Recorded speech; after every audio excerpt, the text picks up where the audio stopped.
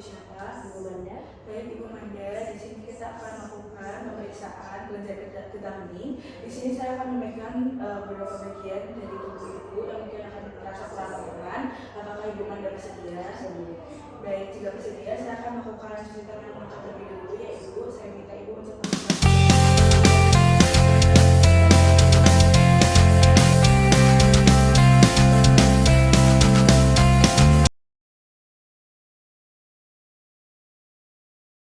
saya akan mulai melakukan pemeriksaan.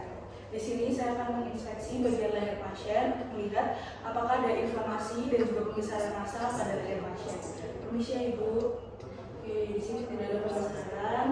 Kemudian selanjutnya saya akan melakukan palpasi pada bagian segitiga antara leher pasien.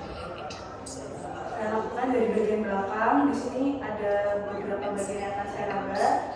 Yang pertama adalah bagian submental, kemudian submandibular, kemudian saya akan mengambil bagian dari parotis, kemudian tonsila, dan yang terakhir preaurikular. Oke, baik. Tidak nyeri Ibu? Tidak. Selanjutnya dari bagian depan saya akan raba bagian oksipital dan juga bagian dari pos auricular. Ini Ibu, apakah nyeri? Tidak. Oke. Ini apakah nyeri? Tidak. Setelah meraba bagian dari segitiga leher pasien, kemudian saya akan meraba bagian dari scalenus pasien. Permisi ya Ibu, bisa ada kanan. Kita raba di antara otot sternocleidomastoideus dan juga ospasi claviculanya. Kemudian kita agak tekan, kita dorong ke bawah ke arah kosta 1. Apakah terasa sakit Ibu? Tidak. Oke. Bisa menembak scalenus sebenarnya sama seperti tadi kita lakukan di sisi kontralateral. Ibu, untuk hasilnya tidak ada pembesaran, kemudian jumlahnya normal, konsistensinya juga normal ya Bu, tidak ada bertumpul, kemudian juga tidak ada rasa nyeri ya tadi. Oke, selanjutnya saya akan lakukan pemeriksaan di aksila. Pemeriksaan di KGB aksila pasien. Di sini saya akan menyangga tangan pasien secara bersilangan. Saya sangga menggunakan tangan kanan, kemudian saya akan raba dari bagian apex, kemudian dari bagian medial ke posterior. Oke, apakah nyeri Ibu? Tidak. Nah, selanjutnya kita lakukan pada sisi kontralateral. Kita raba sama dari bagian apex ke bagian bawah, kemudian dari bagian medial ke posterior. Apakah nyeri Ibu? Tidak. Baik Ibu, untuk di aksila tadi tidak terasa nyeri, kemudian saya raba juga tidak ada pembesaran dari kelenjar getah bening Ibu ya. Baik, selanjutnya kita akan melakukan pemeriksaan pada epitroklea Ibu. Permisi Ibu. Kita raba seperti ini. Kita sangga, kita raba bagian medialnya. Tidak nyeri Ibu? Tidak. Kita lakukan pada sisi sebelahnya.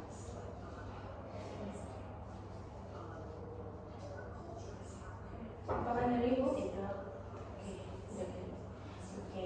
Baik, untuk bagian dari epitroklea Ibu, dari bagian sikunya juga tidak terasa nyeri Ibu, kemudian juga tidak ada pembesaran.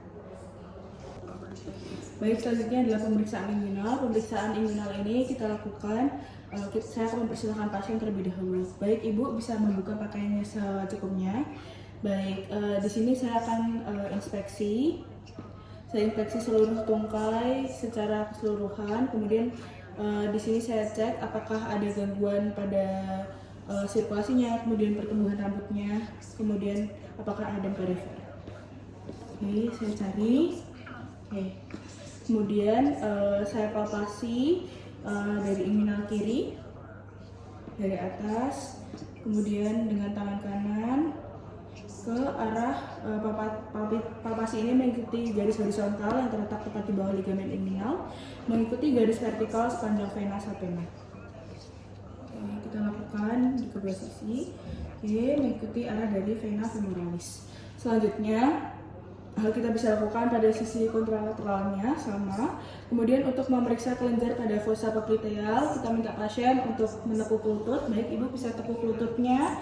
Baik, permisi ya Ibu, saya izin raba. Popliteal ini kita raba apakah ada pembesarannya atau tidak. Oke, kita lakukan dengan menggunakan 2-4 jari, kemudian palpasi pada fossa poplitealnya. Kemudian kita lakukan hal yang sama untuk sisi kontralateral. Oke. Baik, kemudian kita akan lakukan